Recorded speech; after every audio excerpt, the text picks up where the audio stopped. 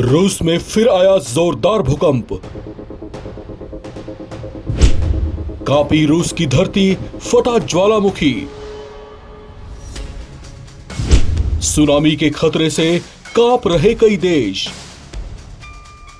रूस में एक बार फिर से भूकंप के जोरदार झटके महसूस किए गए हैं। इस बार इसकी तीव्रता 6.5 मापी गई है। रूस में यह भूकंप कुरिल द्वीप समूह के उस हिस्से में आया है जिसे रिंग ऑफ फायर का पार्ट माना जा रहा है। ऐसे में यहां पर छोटे मोटे भूकंप अक्सर आते रहते हैं, लेकिन इस बार 2 दिन के भीतर ही भूकंप के 2 जोरदार झटकों ने रूस समेत आसपास के देशों को थर्रा दिया है। इससे एक दिन पहले ही इसी क्षेत्र में 8.8 तीव्रता का बेहद जोरदार भूकंप आया था। 8.8 के मैग्नीट्यूड वाले जोरदार भूकंप के कुछ ही घंटे बाद पूरे यूरोप और एशिया का सबसे ऊंचा क्ल्यूचेवस्कियोय ज्वालामुखी पर्वत फट पड़ा।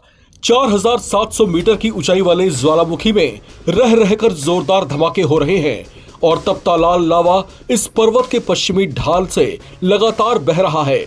रूस का भूगर्भ सर्वेक्षण विभाग लगातार इसकी निगरानी कर रहा है। संभावना जताई जा रही है कि इस संवेदनशील हिस्से के कई किलोमीटर नीचे क्रेटर्स में जोरदार हलचल मच रही है। वैज्ञानिक अगले कुछ दिनों में एक और तेज भूकंप आने की संभावना जता रहे हैं, जिससे ज्वालामुखी में और तेज विस्फोट के साथ साथ सुनामी की संभावनाएं बनी हुई हैं। इन 2 बड़े भूकंप के बाद रूस के अलावा जापान और अन्य तटीय देशों में भी सुनामी का अलर्ट जारी कर दिया गया है।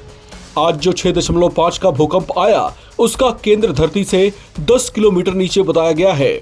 हालांकि इससे सुनामी की लहरें तो नहीं उठी, लेकिन आफ्टर शॉक्स या तीसरे बड़े झटके की संभावनाओं से इनकार नहीं किया गया है। भूवैज्ञानिकों के मुताबिक ये क्षेत्र मेगा थ्रस्ट फॉल्ट पर मौजूद है, जहां पैसिफिक प्लेट और अमेरिकन प्लेट्स आपस में टकराते रहे हैं। इसके कारण यहां भूकंप के हल्के कंपन आम बात है, लेकिन भूगर्भ में अब जैसी गतिविधियां दर्ज की जा रही हैं, वो बड़े खतरे के अलार्म के तौर पर देखी जा रही हैं।